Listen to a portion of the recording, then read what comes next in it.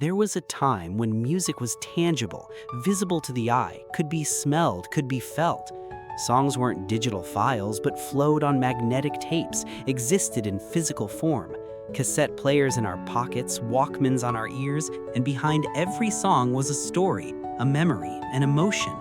This was the golden age of cassettes, the triumph era of analog music. And in this age, loves began with mixtapes, grew with cassettes, were expressed through songs. A song lyric could tell more than 1,000 words. A song melody could bind hearts together. Do you remember that day you got your first cassette player, that exciting moment? Maybe it was a birthday gift, maybe something you bought with saved pocket money, or maybe a dream you begged your parents for. That small plastic device was opening the door to a world for you, was the key to a new universe. That mechanical sound when you pressed the button, that gentle click, was like a ritual, a beginning. Play, stop, rewind, fast forward. Each button had its own story. Each button had its own meaning. Play was the beginning of music. Stop was freezing the moment. Rewind was rewinding memories. Recording songs from the radio was an art for that era, a mastery, a demonstration of patience. You would wait for hours in front of the radio, listening carefully, for your favorite song to play, for the DJ to speak, for the commercials, the jingles. You had to account for everything, plan everything. You needed to know the exact time to press the record button, to catch that perfect moment. If you were a second late, the beginning of the song would be gone. That beautiful intro would be lost. If you pressed early, the DJ's voice, that radio host's gossip, would remain on the tape. This was an activity requiring patience and attention, mastery and experience. Listening to the radio was a profession, a lifestyle. And one day, you realized you had feelings for someone. Your heart was racing, your face was blushing, your hands were sweating. What would you do? You would prepare a mixtape for them, compile a special cassette. You would get a blank cassette, listen to the radio for hours, perhaps days, and record your favorite songs, the songs that represented what you wanted to tell them, one by one. Every song had meaning. Every song had a message. The first song told of your meeting, your first encounter. The middle songs expressed the bond between you, the developing relationship, the growing love. The last song would shout out your feelings, that love you kept inside, those things you couldn't say. You would write "to you" on the cassette with a red pen in your best handwriting. Maybe draw a tiny heart, maybe write a date, maybe just an initial, a signature. That cassette, that physical object, was a piece of your heart, a piece of your soul. You could hold it in your hands, feel it, smell it. The texture of the plastic, the appearance of the magnetic tape, the design of the cardboard cover.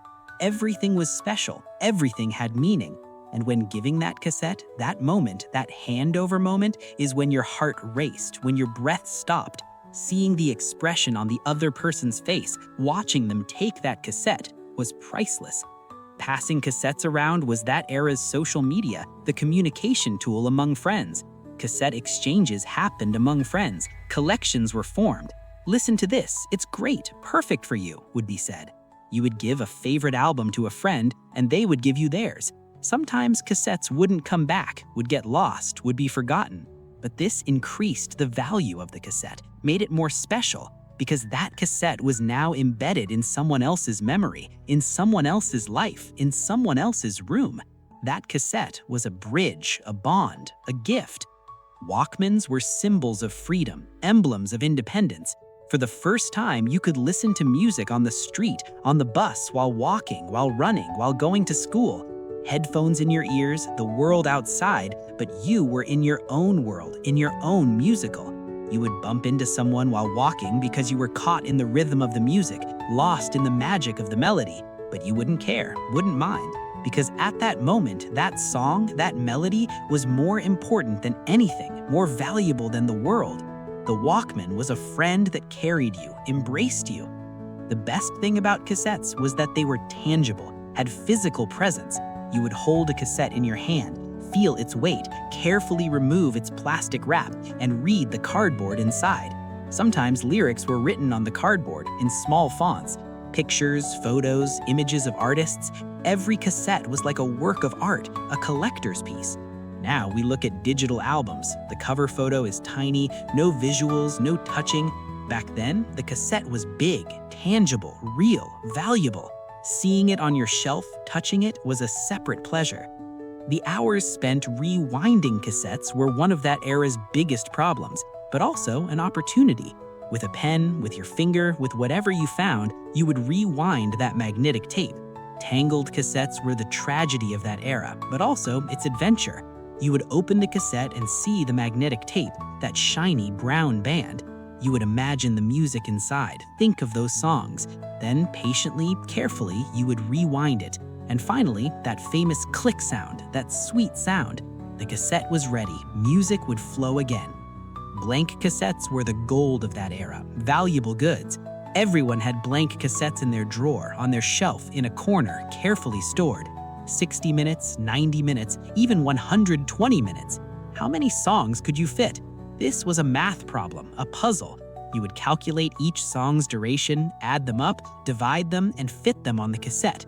Sometimes the last song wouldn't fit completely and would be cut off halfway, suddenly ending. But that's okay, no problem. Even that half song was a memory to remember, a story. In fact, sometimes that unfinished song became the most listened to one. The battery compartment of cassette players was a constant battlefield, a struggle arena. When batteries died, the player wouldn't work, would be silenced. And batteries were expensive, not cheap enough to always buy. Rechargeable batteries were a revolution, a miracle, but they also had limited life, a moment of exhaustion. Putting batteries on the charger before bed was one of that era's rituals, a habit. In the morning, with full batteries, with green light, you would start a new day with new songs. Cassette shops were the sacred places of that era, its temples. That special smell, that unique aroma greeting you when you entered. A mixture of plastic, cardboard, music, and dust.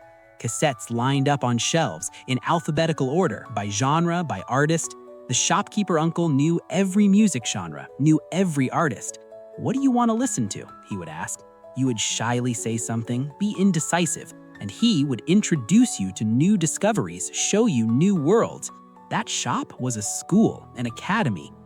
Pirate cassettes were the reality of that era, its economy. Original cassettes were expensive, couldn't be bought on a student budget with young pocket money. Pirate cassette vendors were in every neighborhood, every district. Stalls, mobile vendors, secret shops, back streets. Sound quality would be low, there would be crackles, but the price was reasonable, accessible. And what mattered then was accessing the music, listening to the songs. How you accessed it, which path it came from, was secondary, unimportant. Music was everyone's right. Now I look and see millions of songs on Spotify, Apple Music, YouTube, an endless ocean. I can listen to whatever I want instantly with one click, one touch. But that excitement isn't there, that waiting isn't there, that searching isn't there, that feeling of discovery isn't there. The happiness of catching a song on the radio, the rush of not missing that moment, recording it on cassette, playing it for a friend. I can't find that in the digital world. I can't capture that feeling. Everything is so easy, so ready, so instant. But the value, the meaning, the specialness seems lost. Perhaps what I miss most is that cassettes were personal, required effort. Every cassette was someone's effort, someone's time, someone's love. Someone who waited by the radio, waited for that song to play, recorded, stopped, started, wrote their name on it, designed the cardboard. It contained someone's time, someone's love, someone's attention, someone's patience. Now, sending a playlist is so easy, with one click in 1 second. But inside that playlist, there's no effort like inside that cassette. No time, no patience, no love. Yes, cassettes are behind us, have become history. CDs came, they also left. Now we're in the streaming era, the cloud era, the digital age. But those cassettes, those mixtapes, those Walkmans, those radios, they all live in our memories, beat in our hearts. And we are here to not forget those beautiful days, those innocent loves, those precious moments, those patient times. Because to forget is to lose. And we don't want to lose those precious memories, those beautiful songs, those unforgettable emotions. Perhaps while watching this video, you too are remembering your own cassette memories. Your first cassette player, your first mixtape, your first radio recording, your first Walkman. Perhaps you're still keeping that cassette in a drawer somewhere, dusty, forgotten, but still there. Perhaps you're remembering that special person you listened to that cassette with, that moment, that emotion, that song. That's why we tell. That's why we remember, because these stories aren't just ours. These stories belong to all of us, to a generation. And these stories should not be lost, should not be forgotten, should be kept alive. Because music is unforgettable.